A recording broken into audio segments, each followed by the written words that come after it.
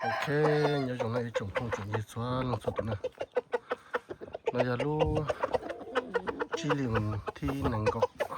lau ốp hành trong cho mình cái đồ thổ lu có ý liền đồ ốp hành chỉ gì luôn nó nè. Chế to tụi nó còn có sự. Chế đó tụi nó theo tụi liệp bể. Bây giờ cái gì? Cái nào mà uli kupang hana nhẹ chỉ nhẹ cú tu mình nhẹ pa nhẹ cú tu mình nhẹ cho nó cái gì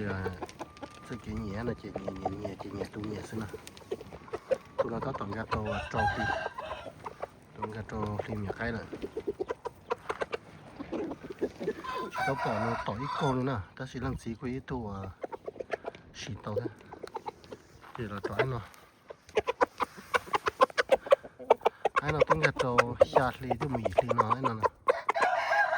ta chỉ mình chỉ tao cả số cái phía trước theo này nhẹ su hồ lô câu thôi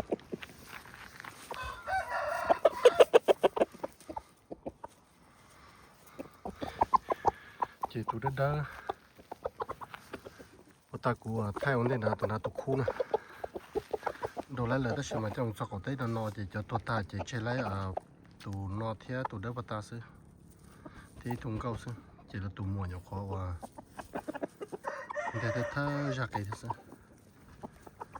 chỉ ta ra cây này chỉ ra dù lì nè ra theo theo cây này ta ra này chỉ mà